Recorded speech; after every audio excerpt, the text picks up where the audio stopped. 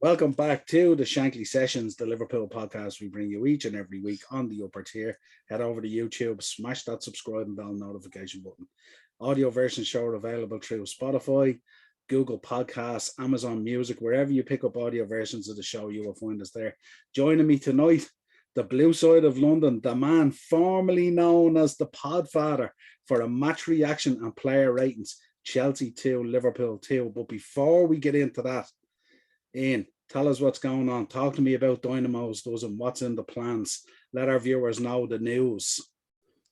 Well, yeah, obviously you and me are going to be hopefully dropping a bomb within the next, well, not a bomb. I think it's pretty known now, but within the next 24 to 48 hours, we'll be dropping a kind of a farewell to the DPN, if you will. Other than that, with Dynamo's dozen, there's plenty. What I will say is there's some big names already in the pipeline, which I'm hoping to make the debut. And also, let me preface this by saying, for any of your listeners out there that are saying, geez, he might look all right, but he sounds a bit dodgy. Yes, I have the Decepticon variant here at the moment, waiting on the fucking Optimus Prime variant. So I just have one of them variants at the moment, like pretty much the rest of the country. So I'm kind of suffering a little bit, but I'm okay, like everyone. But yeah, so I just wanted to say, nothing like a podcast to raise your spirits. Absolutely. But yeah, no, Dynamo's dozen. Its own channel, and the original Dynamo's doesn't link that was on Anchor and audio will still be there. All the originals and all will still be there. Within the next, you'll probably see what was the DPN will be now Dynamo's dozen once again, but like obviously with all the original shows and all there. Yeah, so I'd say within the next, by January 6th at the latest, we will have a Dynamo's dozen channel, YouTube channel specifically, with new content. And there will definitely be something there, more than likely with yourself and myself as well. We'll do something just to kind of introduce that as well. So yeah, that's it. Yeah. Excellent. And for any of our viewers who haven't checked out Dynamo's dozen, go check out the back catalogue. Unbelievable guests on there, unbelievable guests. And if this man is telling us that there's even better guests on the way, look out for 2022 and this man and Dynamo's dozen. It's going to be exceptional. Absolutely. Anyway, let's talk about a game that where do we begin with this? Neither of us could ill afford to lose. Neither of us benefit really from a draw, but an exceptional game of football with two fantastic teams that have been hit badly through injury, through the outbreaks, through a number of issues really, and to stand up and make games go ahead and always put our best foot out there as much as we can. What was your overall thoughts, or initial thoughts on the game? Well, I suppose like this is a Liverpool podcast, so I suppose for me, and I suppose all the Liverpool fans, I don't want to be condescending to any of the listeners here because they all know what was going on. For me and our Chelsea fan base, it was all about what was going to happen with the whole Lukaku situation. I think for the first time I text you literally about an hour before the game. Yeah. I think for the first time we've seen the board backing the manager with a big name player and actually saying, right, we are backing you now. We agree with you. The board and Tuchel looked at the interview. There was no, we can have a chat about the interview later at a different show. So we're not going to talk about that, but just it's important that we preface it by saying that. Yeah. Tuchel had a big decision to make. 100 million euro striker, drop him or play him. The manager won for the first time in Chelsea Football Club under the Abramovich era, in my opinion. And most importantly, the players showed that they backed the manager today. And for me, that's worth more than the 2-2 victory. The 2-2 victory, I call it. Yeah. Because it's a 2-2 victory for the club. Internally for Chelsea. For Chelsea. Yes, absolutely. Yeah. Do you know what I was very impressed with? I was very impressed. Like, I've been really impressed with Thomas Tuchel anyway. You know how much I think of him anyway. But Sure, yeah. today I was really impressed with him to the point where he knew the importance of this game. This game was, and I said it in our preview, this was either going to be you were in a title race or you were in a top four race. And nothing has been decided today, obviously, because it was a draw, except that Man City benefit from today. But what I was really impressed with was the fact that he could have put him on the bench and he could have brought him on and he could have dropped him for the FA Cup game or the Carabao Cup game. You know, something that you kind of, okay, we love the cups and stuff like that and we're not going to disrespect them, but you could throw them away if you had to, because, you know, your goals and our goals and Man City's goals doesn't really lie in the Carabao Cup and the FA Cup, being honest. As honest football fans, you know. So he could have really took the out that way if he had wanted and kind of slithered them out kind of that way. But to come up against this in arguably one of the biggest games of the season, without a shadow of a doubt, in the Premier League calendar, and to have so much riding on it. And you know something, I think even if Liverpool had won today, I still think the fans would have supported Tuchel and his decision, which I was so impressed with. And that's why I was so impressed in the decision, both in Roman on the board backing him and in Tuchel making the decision to do it. Yeah, I think even the dirt riders of football tomorrow won't have anything to say about this. You know what I mean? I think 100%. If Chelsea had lost this today, they probably could have ran with something and say Tuchel was under pressure. I think this is quite the opposite. I think this is the board showing that Tuchel's our man, regardless what is happening going forward. And listen, I have a couple of not that I have insiders, I don't have any insiders, but talking to the people that do have insiders, the whole team, and this is pre-match, the whole team is behind his decision to, you know, with Lukaku. Apparently Lukaku was getting heat every single which way. I think we've all seen the comments leaked with Tim Howard.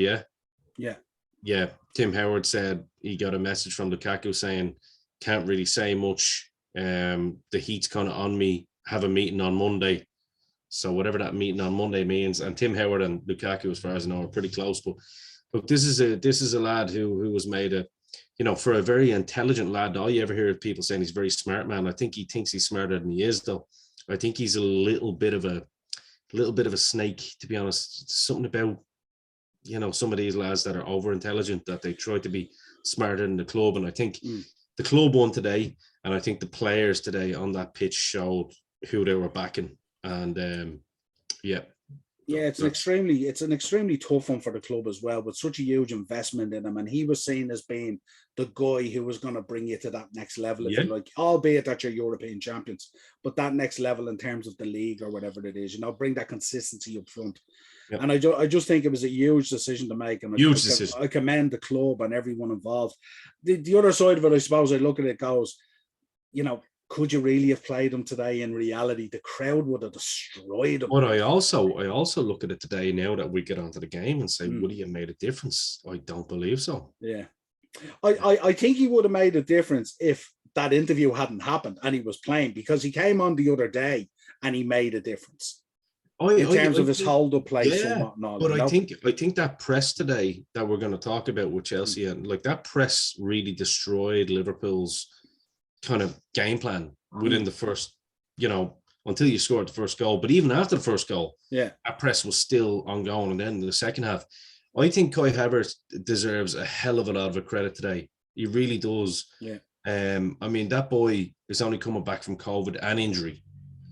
And he literally ran his socks off playing at that front point today. And, you know, I just commend those players. And this is it. Let's get into the game anyway. Let's get into the game. That's enough about Lukaku, because we'll talk. It's no harm to set the scene, you know, because it is. There's no doubt it affected the game, because it would have affected the prep, you know. I honestly, I'm ashamed to say it, I did have a bad feeling about the game beforehand. I have no problem admitting that. I was texting you during the game. I texted you pre-game. I thought this could be where we get done. But then I thought, it's not December anymore. Chelsea are a clutch team. We are that, like, we're that kind of team that just makes it to the playoffs in American sports by the skin of our teeth. And then suddenly we go fucking, you know, we go series hunting. And that's kind of what we got today. So Yeah, absolutely. I think it was a game really where I think two teams there was a kind of at first it felt like a kind of a cup game. That there was something on the line that someone was going to go home with nothing and Can we someone was going start to go off home with with the something. first 10 seconds though? Yeah, go on. Yeah, far away. Yeah. Just to address every other football person other than Jamie Carragher in world football, including Graham Souness, said like, and Niall, you'll agree with me on this. In fairness, I've talked to a couple of Liverpool fans. It was a bad fucking elbow. It wasn't. Yeah. A floating elbow. It was intent. And then Jamie Carragher. Oh yeah, but it hit him with the wrist. But what if it was the point of the elbow? It doesn't matter. Yeah. Like at the end of the day, the intent was there. Yeah. But the worst part about it is, didn't for look me, like it wasn't him going up to win a ball. no, he was trying to rattle. He was Yeah. trying to rattle. But the worst part about that is, forget about what Mane done. It's the refereeing that we're talking about here, isn't it? Mm. Why wasn't VAR brought into this? Because VAR was then brought into a challenge later with Mason Mount. Mm. So again, it's the inconsistencies. Look, I've no problem with Mane. I know Mane wasn't trying to kill the guy. You know what I mean? No, at times you've seen it with Mane. If you go back through his career as well, he has these moments of madness where he does crazy things, and he can be, you know, and even as a Liverpool fan as well, Mane can be as nasty as the next guy when he wants to be. Well, that was definitely nasty, I thought, considering like there was no reason, especially Azpilicueta. He's not that type of player that, you know, you really want to be killing. You know what I mean? And like he went in with intention, and Azpilicueta, I thought, articulated it very, very well at the end of the game. He goes, "This is just happening all the time with Chelsea." He goes, "This same referee. I mean, I don't know what's going to happen to Azpilicueta." He goes, "Anthony Taylor." He goes, "Every time he comes to Stamford Bridge," because he said this, there's an issue. And there's VAR for Chelsea only when it matters against us. And I thought that's a really, really good point. But look, but I think from the two VAR decisions, either going to VAR or not going to VAR, or whatever it is. Yeah, let's get on from the game. If we talk about the game as a whole, I think it was a fantastic game of football. Fantastic. Two teams who really knew something was on the line. That's why I'm talking about, like, it felt like nearly like a cup final, that there was like a a result at the end of it. 100%. I think, and now it's like it's fighting for the, you know, for the top two, you know, the top 2 and 3, just to kind of solidify the second and the third spot. But no, I think 100%. I mean, look, we came out all guns blazing, especially after that. Like, I mean, I have to say, be lucky if we see a Jorginho starting in that double pivot again, because I thought Kante and Kovacic were absolutely sublime today. That's one of the highest pressed double pivots I've seen in a long time, and just their control of the game. You could see, like, you know, you could see that other than Fabinho, you could see that Henderson. Who was the other midfielder with you? Sorry. James Milner. Yeah, I mean, Jesus Christ, he had his work cut out for him today as well. Like, the two boys were just going at it, and then obviously Liverpool were playing a lot of counter, and obviously Liverpool's counter is phenomenal because you just have that long ball, and I don't mean long ball in a disrespectful way, but you just have that accurate long ball pass to the two boys on the wings. You know, there's lots of moments in this to talk about, and I'm not going to say anything bad about Liverpool either, because there was some. It was an interesting game, because the way it went, it was kind of back and forth insofar as you guys would press, we would counter, and then we would press and yous would counter. And it just kind of drifted between that. And it was like waves crashing against the shore. It was just back and forth, like a game of ping pong nearly, you know what I mean? I think Gary Neville said it, didn't he? He said if Chelsea had Liverpool's front three today, they probably would have been 3 or 4-0 up. Yeah, absolutely. That's really what it boiled down to. Yeah, in the first half. And I think on the balance of play, I think Hughes had a lot of control in the second half. Although we had a couple of breakaways and there was a couple of offsides and stuff like that. But I think on the balance of play, I think we were decent first half, and I think you were more controlling second half.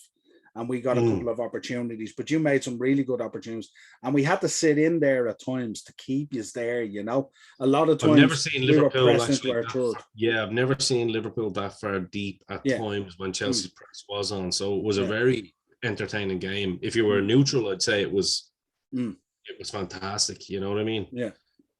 But we talk about the first 2 goals. I mean, poor Jesus, I'm cursing him at the point. Like Chalobah, you know, I don't know what he's thinking, whether he's trying to eat the ball or I never understood guys that size that go to head a ball 2 feet off the ground. I never understand. And you know the funny thing about it, I have two centre backs who play on my own team that I coach, and they're tall lads as well, and they will do that during match as well, go to head those low balls. And I cannot understand it. Just kick it out. I mean, John Terry, like, who I consider the best Premier League centre back of all time, and people can argue with me all they want, and I'm, you know, there's a lot of people that will say yay or nay, but he's definitely up there in the top 3.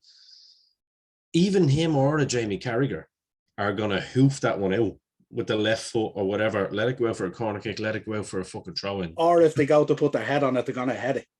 Or they're gonna head it. But you're not gonna head it when it's literally about 2 inches off the ground. Yeah. So that really kind of rubbed me up the wrong way. And then you're kind of going, okay, so Chelsea still came back well. Still, we're kind of controlling the game, but then you knew Liverpool have us on the counter.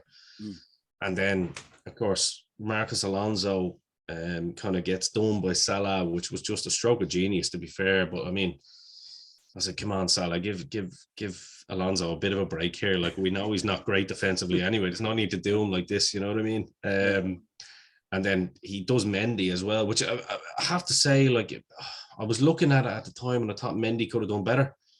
If you look at the replay, he's shaped for the far post. Yeah, he's shaped, and then he turned it.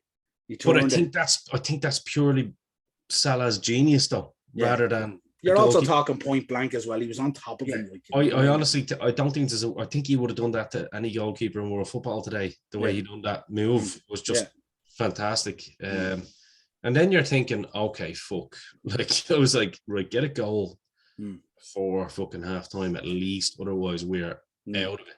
And just for our viewers, you had messaged me there going, Jesus Christ, here we go now. And I said this is going to be a hammering. Yeah, and when you sent that to me, I was at the point, I was watching it with Ben, and I said to Ben, a 2-0 scoreline is a very dangerous scoreline. That's exactly what I said to Ben at the time. Really? Yeah, and you can ask him 100%. I said 2-0 is never done and does it. It's very dangerous. So the thing is, it start getting a little bit kind of fucking boisterous then, you know, like you could see even the likes of Mason Mount, who don't even usually get into it, getting into it. And obviously I think Havertz made that run. Again, this is why I commend Havertz and having such a good game today. I think unless you really watch football, you won't realise what he done.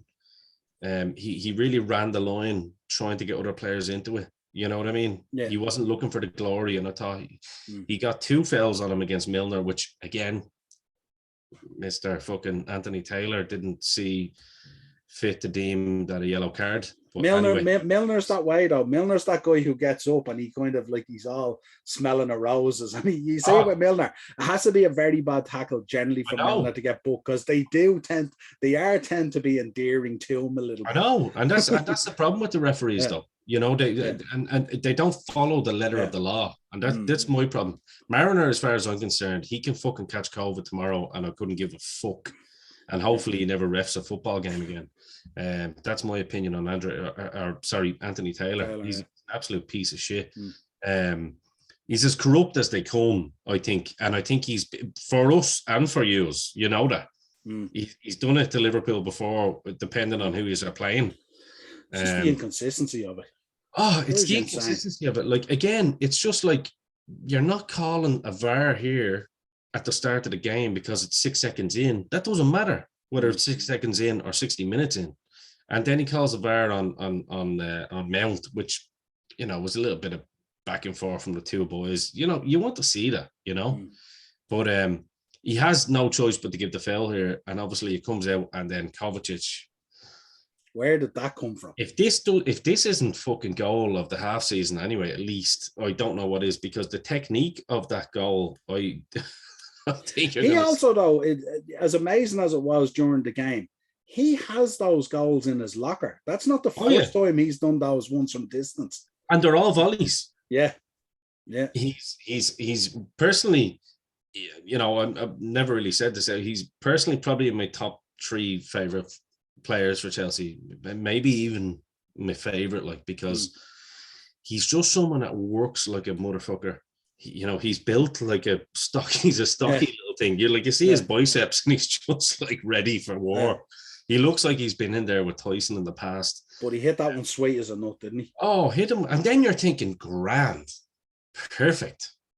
Let's get into let's regroup. Boom, no problem.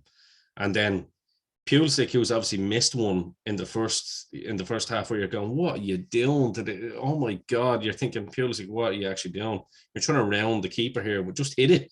And then he hits a left foot volley straight up past. Which was another game of pinball where it went out and back in and out and back in, and hands up Pulisic. It was absolutely perfect, and it was great play, I suppose, in the build up too. The passing was fantastic. N'Golo Kante today was absolutely fantastic as well. Like, the lad just wins the ball, but as soon as he wins the ball, it stays at his feet. Yeah. He's such a special footballer, N'Golo Kante. But Pulisic redeems himself, and before that, the boy Chalobah redeems himself as well when Salah's in there, and he kind of he hits it like a last-ditch sliding tackle where it could be a penalty. Yeah. And then gets back on his feet and then puts Salah off, and you can see the frustration in Salah. And I went, okay, this is good. This is the kind of thing you need to be doing. Yeah. They're not going to get it all their own way. So 2-2 going into the break, and then I suppose the second half, Niall, is just a. I'm going to mention them. I'm going to mention Quivin as well. That was a great save where he flicked that ball off Pulisic's toe as well. He was deputising. Oh no, today. He was fantastic. So I just said I'd mention that. No. I would actually agree. And I tell you, as an Irishman, by the way, it was great to see him. And it was interesting before half time as well. Both teams had more chances to add to their tally as well. It seemed like half time was never going to come. It was going on and on and on, wasn't it? In fairness to Anthony Taylor, I'll give him credit on that. He kind of let it go, didn't he? And he wasn't just kind of doing it in favour of one or the other. He kind of let the two. Yeah. It was just it was just a fantastic game of football. I mean, the second half, when we came out, it was like, Chelsea obviously felt that they had the upper hand. Yeah. And I suppose Liverpool, being the away team, were probably saying, right, we need to fucking relax here a little bit. Yeah. And then try and catch them on the break. But that was not really happening, I suppose, until the last you got it in stages, but like it was only really in the last 10 minutes that you saw Liverpool kind of getting a little bit more on top when Chelsea brought Jorginho on, which is strange because I'm Jorginho's biggest fan, but today I'm kind of going, I think this double pivot of Kovacic and Kante actually makes a lot more sense, especially against the bigger teams. There's a method to Tuchel's madness. Yeah, 100%. I thought the second half as well. I thought it was as much about the keepers as well. Quivin made a number of really good saves. There was one point blank, I think, from Pulisic as well, wasn't there?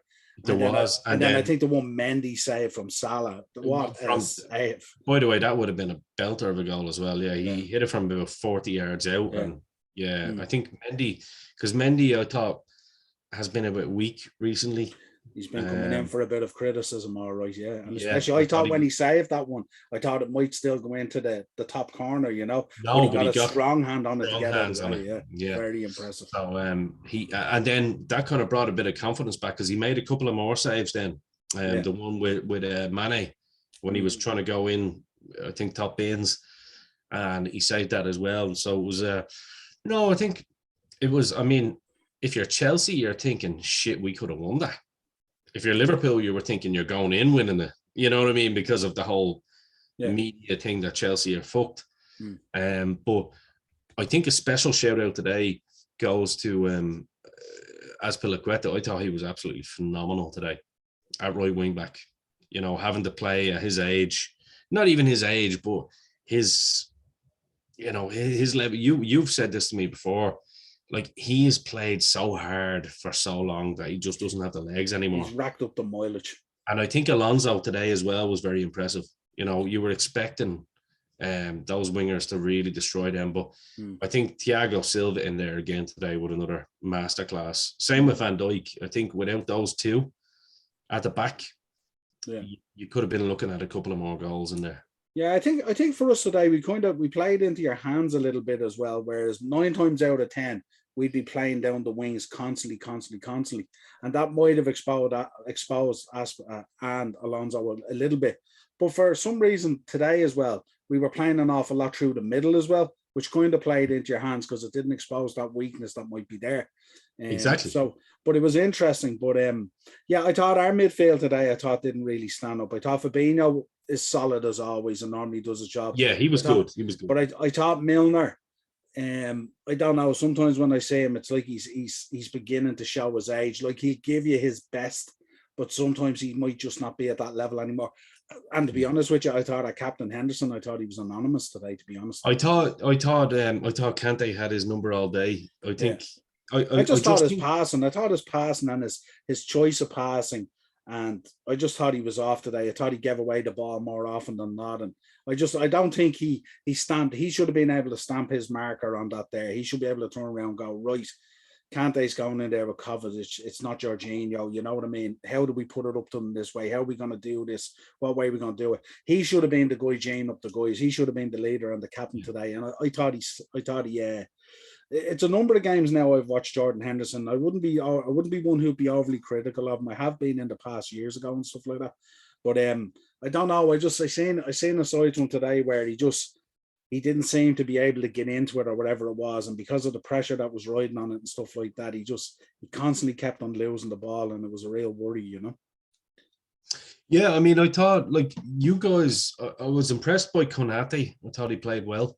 Yeah. I was impressed with the young Greek kid. Was he with the fullback? Kostas Tsimikas, yeah. Yeah, I was impressed with him. Brilliant little player. Yeah, he had a good little run. Yeah. I think it was, it was just a perfect game of football. I didn't come out of this today raging that we didn't win at Stamford Bridge, because obviously we had the draw at Anfield, and I just thought you were looking at two juggernauts going at each other today with fairly weak insides. I wouldn't say 100% weak insides, but fairly weak insides. I mean, like, I think more so than missing, say, Lukaku today, I thought Werner could have really stretched that Liverpool defence today just by his pace. But I have to say, Pulisic, I thought today was fantastic, even after, because a lot of Chelsea fans were giving him shit after that kind of miss early on. Yeah, I thought for him to kind of keep his head up, and I mean, that was a fantastic finish. Even you as a football fan were probably going, fuck, what can you do? 9 times out of 10, I would expect him to miss that. But he took it beautifully, because we've seen him miss easier chances in the past. Yeah, and then put away fantastic chances. And you're going, so it was I think a draw was all fair. I'm not going to dwell too much on the ref decisions, because I think that would be unfair to both sets of our supporters and both sets of players, because look, it's either called or it's not. So I'm not going to sit here and whine and go, oh well, coulda, shoulda, woulda. I just think Anthony Taylor is a shite ref, personally. Yeah, I mean, we had reservations about him before kickoff anyway. Like, and even I had reservations. I mean, they were talking about Paul Tierney was going to be in the seat of VAR after the howler that he had. You know what I mean? Exactly. He shouldn't be near VAR or near a top level game. You know what I mean? It was just 100%. But yeah, I sort of came out of it thinking, God, wouldn't it be a great title race if Man City just didn't exist?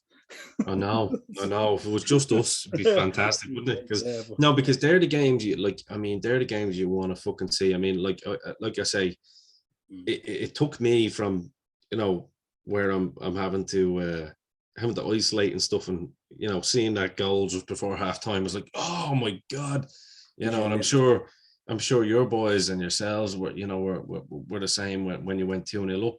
It was just a fantastic game of football, and an absolute. I think that's what the Premier League is all about. You know what I mean? And the only thing I'm glad that Taylor didn't do was send anyone off or give too many yellow cards. I suppose I can give him credit in that. Would have killed the game.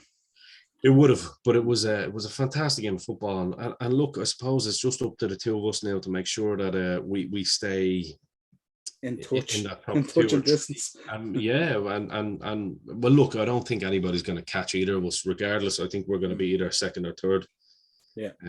I think that's the way it's going to go You this just year. you never know what's going to happen. You know what I mean? Especially what's going on with all this other stuff at the moment. I mean, you guys have been hit bad with the outbreak. We've been hit bad with Well, the outbreak. we've kind of City, we now City have understand kind what of avoided it. City have had no real problems with it. You know what I mean? but that could happen to them later in the season, you exactly, know. or it could And happen to I'm them. not It could wishing next that. week. It could Not be wishing next week that. or the week after. So we just don't know. You know? I wouldn't wish that either on any No, team. You know what I mean? absolutely not. Like at the end of the day, like yous were ravaged with injuries last year, but like it's not COVID with Chelsea. We have been ravaged with injuries. Like our two best wing backs, who are two of the best wing backs on the planet, you know, and Reece James and Chilwell are now out for the season. You know, we've had a fucking idiotic 100 million signing go out and try and appease one set of fans and literally just and then come out with you're having no run to look at them. I mean, Chalobah even went off injured today now. It's another one. Yeah. You know what I mean? Another knock. You know what I mean? You can't, and I feel that because I felt that all last season. Every time you went out on the pitch, something happened. You can't catch a break. You just can't catch a break. And you can blame like the medical staff and all. Something to do with the medical staff. These are just circumstances. It's just lady luck, you know. But yeah, no, I thought it was a great game at the Bridge 2-2. I have to say it was a fantastic football game. Yeah, absolutely. And I don't feel angry or anything. Did you go down through any of your player ratings? Yeah, I'm happy to go. Yeah, I'll call them out to you then. So let's start with Mendy, the goalkeeper.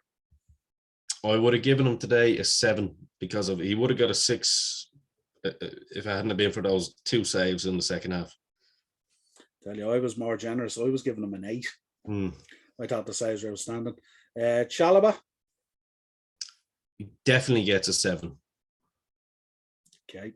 Thiago. And the reason I'll say that is even though we gave up the goal, I thought to come back from, you know, that kind of howler and actually have the composure, like as I said, he stops Salah making it 3-0 basically. Yeah, he could have easily froze, yeah. Of course, the gold in the team, Thiago Silva. I thought he was exceptional today. 8. Easily 8. Yeah, he kept. Actually, do you know what? I'm going to go 9 with Thiago Silva today. I thought he was. Look, every time kept Jota quiet, didn't he? Yeah, 9 for me. Rudiger was quiet. I'm going to go 6 with Rudiger. I gave him a 7, and you know why I gave him a 7? I lay you odds he was told today not to go forward and to do a job with the pressure he were under.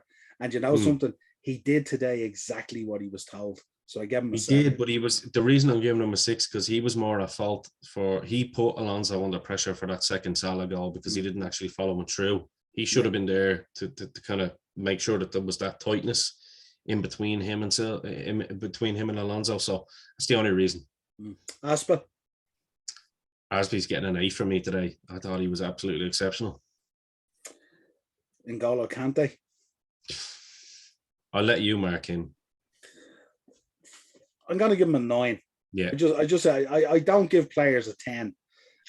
So I'm going to give him a 9. I thought he was exceptional. I think the energy that he brings and for a small guy, the strength and the composure and everything in that midfield where there could have been a real war, I think he calmed it down greatly. And I think any player who plays beside Kante, I think he raises them 20-30% at least. Kovacic, he just looks different class when he's beside him, doesn't he? Oh, unbelievable. Kovacic? 10. Nice. just for that folly. Well, he was man of the match anyway. I mean, like you see that flurry in the second half where he was catching everything on the volley, taking it down, winning the ball, passing it back. Did he lose the ball once today? I don't believe so. Yeah. So he's my man of the match as well. Yeah, I think based on our 2 midfielders today, I think he had a handy day at the office as well, to be honest. Marcus Alonso? I would say 7. Yeah, that seems fair. Mason Mount? Quiet. I would say a 6. Yeah, between 6 and 7, I was thinking. Christian Pulisic? He gets the 8 purely because of the goal and then his work rate in the second half. I mean, I saw him down playing almost right wing back, helping out his defensive partner as well. So I would say 8. Yeah, I was thinking a 7 because of the goal, but also he missed one. Yeah. So I just marked him down a tad. Kai Havertz. Yeah, I would say between a 6 and a 7. I think I'll give him a 7 just because of his work rate. Yeah. He won the free kick and all to help us get back into the game. So yeah. Jorginho came on for Chalobah. 0. It was hard to come into the game though, wasn't it? With the 0. He didn't do anything other than nearly cost us a goal by passing backwards as he always does. So and Hudson-Odoi on for Havertz. He done all right when he came on. I liked him trying to stretch the game. He was nearly through. I suppose you can only give him a 5 or a 6 because he wasn't on that long. So I'd say a 6 would be fair. I give him a 6. At times he struggled to get behind us, but I give him a 6. It's a good player. Yeah. Liverpool's player ratings. Quavian Kelleher, I give an 8. I thought I'd give him an 8 exceptional saves. 8 as well. I thought he definitely had definitely a shout for one of our man of the match. Trent, I gave a 6 to. His clearance kind of led to the Pulisic goal. Again, it was kind of ping pong. I wouldn't overly hold it against him. I thought at times he was solid enough. But I thought again, a lot of his balls into the box and stuff like that, a lot of it was just kind of like hitting hope rather than being purposeful, if you like. Normally he's very purposeful in the way he plays his balls. Konate, I gave a 7. I thought he was decent. I thought he stood up well today and defended well. Van Dijk, I kind of gave somewhere between a 6 or a 7. He didn't do a whole lot, but he didn't do a whole lot wrong. I still find himself and Konate going up for set pieces like free kicks and corners. I don't think they do enough. I think they could be more purposeful and more forceful. They're two big guys, like, you know what I mean? They should be able to get on the end of something. Costas, I gave a 7 to. I just really like him. He's the Greek scouser in our team. He was in there deputising for Robbo, but he brings great energy and stuff like that. And he's a battler. He's tenacious. I like him. And he gives you 100% every time, It's my first time seeing him as well. I like him, yeah. Jordan Henderson, I gave a 5 to today at a stretch. I just thought he gave away the ball too much. He was wasteful in possession. Never really got to grips with the game, really, and not what you'd really expect from your captain. So give him a 5. Fabinho, I gave a 7 to. He's just solid. Fabinho just does that job. He's just consistent. He rarely does anything wrong. He's always there to nick a ball off a toe or break up a player, something like that. You know what I mean? So I just thought with Fabinho, yeah. Salah for me gets a 10 just on that goal alone. haven't gone there. Yeah, I'm going.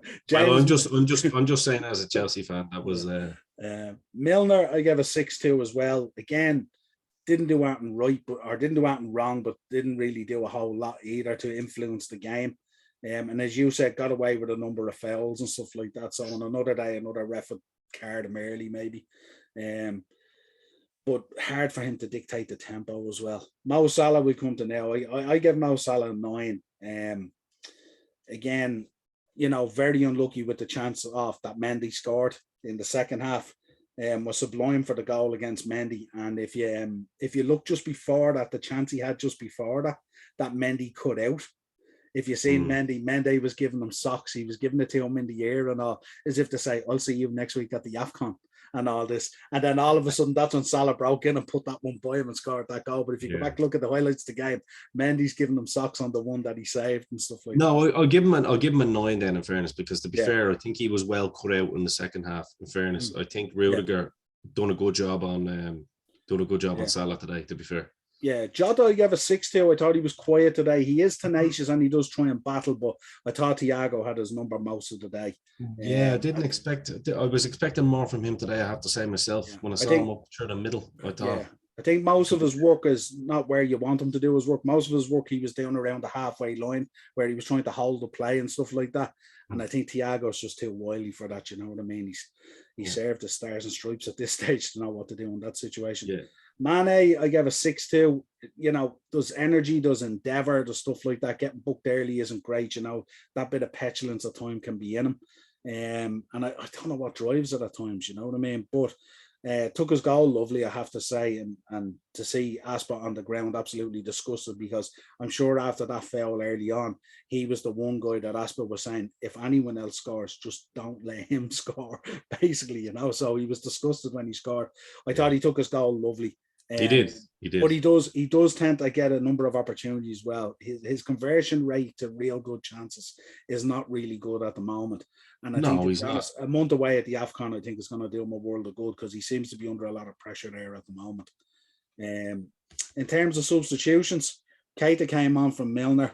Keita kind of works hard. He gets on the ball and stuff like that, but doesn't kind of influence the game the way I think he should. With the skill set that he has. So we give him a 6. And then Ox came on for Jota, which I thought is kind of a weird one. I gave Ox a 6 as well. At times he can be really, really good on the ball. You know, at times he could have launched counters today, but he didn't. He seems to want to keep the ball too much at times. And then when he does decide to do something, it's too late. Yeah. So I gave him a 6. And then Curtis Jones came on for Mane in literally the dying moments, really, which really didn't matter. Yeah, you great can't to really see Curtis back after the eye injury and stuff like be that. Be unfair to rate him though. You know what I mean? So I wouldn't give him a rating at this stage, but great to see him back on the pitch again, especially after the eye injury that he had. So that really rounds out our ratings. Anything to add? No, I think again, you know, in closing for me, great game of football. Properly, 2 proper teams with 2 proper managers. And props to, you know, your second in command today. I'll say I don't know his name. Pep Linders. Yeah. I have huge respect for him. Yeah, me too. After the game as well, I have to say. Just nothing but respect really after today. I don't usually come in. I was expecting to come in moaning and you know, during the game we all moan, but you know, looking at it in hindsight, it was just a fantastic game of football. You know, he had to take care of the Liverpool team under, I'm sure under Klopp's, you know what I mean, at the end of the day. I don't think you guys would use that as an excuse. No.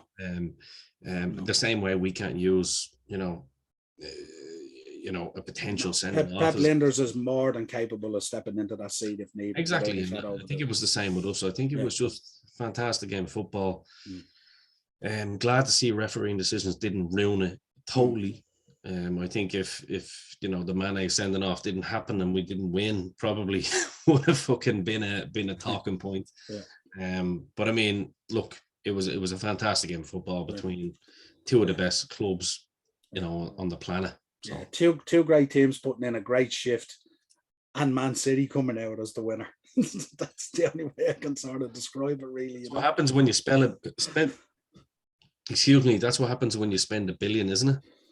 Yeah, well, look, that's the bar that's set, and that's sometimes what has to be done. What can we say, you know? Well, listen, till next time, pleasure having you on again. It's always too long when we don't get together and stuff like that. 100%. And to all the Liverpool fans as well, there was actually great support even from the Liverpool fans before this game. There was banter, but it was great to see a lot of Liverpool fans kind of give Tuchel props on dropping Lukaku and all that and saying that's what we need more of in football, you know what I mean? Because that's the type of thing that Klopp and Pep have been allowed to do, and I've never seen it, bar Mourinho in the first stage where he was able to do that. So sure. If you think about it, if you remember rightly, he tried to do it at United and it cost him his job. 100%. You know, so I think it's nice to see that these fucking idiots that think that they're bigger than a football club and try to appease 2 sets of fans and end up making both sets of fans hate him in the process. It's like, where does that leave me? Where do I go now? Yeah. Well, listen, pleasure having you on. As always, Shankly Sessions. This has been your match reaction and player ratings. Chelsea 2, Liverpool 2, Man City, the big winners on this. Drop your comments down below. Let us know your ratings. Do you agree with us? Did we watch the same match that you guys did?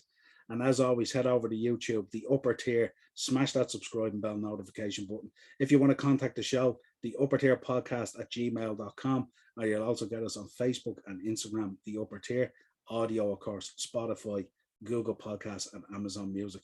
Till next time, my friend. Support the upper tier. That's it.